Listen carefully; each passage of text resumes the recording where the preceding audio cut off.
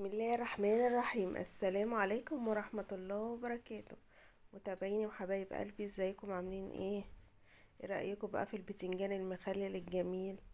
مين فينا بقى ما بيحبش البتنجان المخلل؟ كلنا بنحبه طبعا. بص بقى شكله ولونه بجد في منتهى الجمال. هنعمله مع بعض يا حبايبي بخطوات بسيطة جدا جدا. يلا بينا ندخل الفيديو نشوف هنعمله مع بعض ازاي. معانا هنا ليمون وشرايح ليمون، معانا هنا توم وفلفل اخضر، ومعانا هنا معلقتين كبار هريسة شطة، ومعانا ملح، ومعانا خل. بس كده، دي كل المقادير يا حبايبي.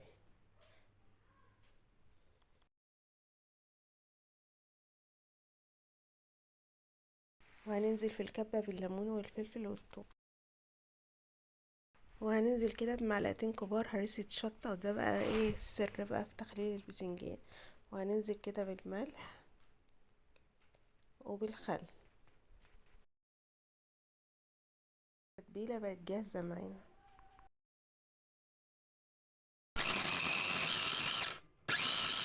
طبعا في الكبة. وكده خلاص التتبيلة بقت جاهزة معانا.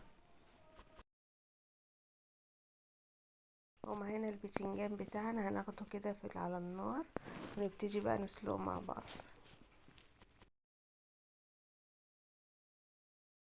مش هياخد معانا وقت، هنحطه على النار 10 دقايق.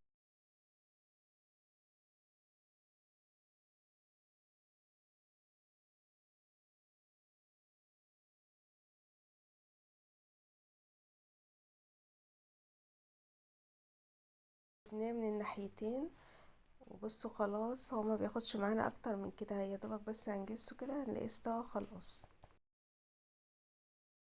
واللي وصل معانا هنا بقى يا حبايبي، ما ينساش بقى اللايك والاشتراك في القناة. بس كده، يلا بقى نتبله مع بعض.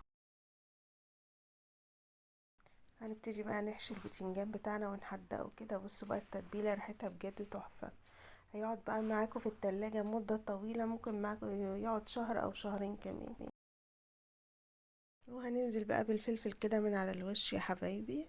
بصوا بقى شكله ما شاء الله يفتح النفس.